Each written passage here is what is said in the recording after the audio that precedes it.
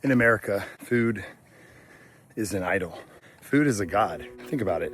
We obsess over what we're gonna eat. We gather around what we're gonna eat. We have parties, and the little g, God, food, is always the centerpiece. And it's this book, The Biblio Diet, that my wife and I have been reading that has opened our eyes to the reality of why food was given to us. In America, food is for pleasure, but the truth is God gave us food for fuel. Is it to be enjoyed? Absolutely. In America, food has been so compromised. I mean, it's been sprayed with chemicals.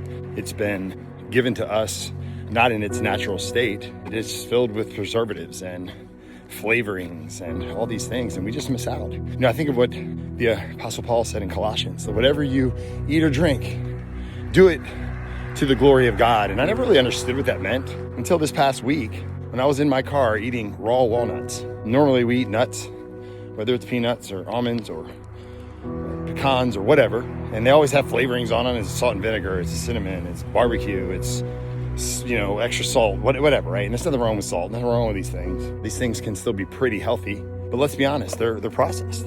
But you get a walnut or a pecan or an almond or whatever, right? And you get it in its most natural state, its most organic state, and you eat that thing.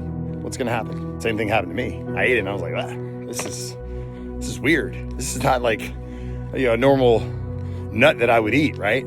But the more I ate these walnuts, the more I started tasting the earthiness. I started tasting the goodness of it. And I started thinking about the Lord. I was like, wow, God, you give us this walnut and you give it to us to be enjoyed. You give it to us to think of you as we eat it, as not only the provider of it, but the creator of it. And you begin to see the goodness and the glory of God, that not just this walnut, but all things he's created. And so my wife and I began to reflect on our diet. And so often we hear, you're not allowed to eat this, you're not allowed to eat this. We see other religions, you're not allowed to eat pork. We see legalistic Christians that say, you're not allowed to eat pork, you're not. And you know, I think Jesus cleared that up in the New Testament when he said, look, it's not what goes into your mouth that defiles you, it's what comes out of your heart. So was Jesus saying you should eat pork? No. Was he saying that you shouldn't eat pork? No. He's trying to make a point. The Pharisees of the day were so stuck on legalism and the rules that they had lost sight of what God intended. I think what God showed us in the Old Testament when he gave not the restrictions to the Israelites, he gave them a prescription. And I've been saying that this week. The Lord showed me that. God has prescribed for his people a diet that will sustain them, that will restore them, that will help them to live long in this land. And he gave it to us, and it comes from the earth. He gave us fruits. He gave us vegetables.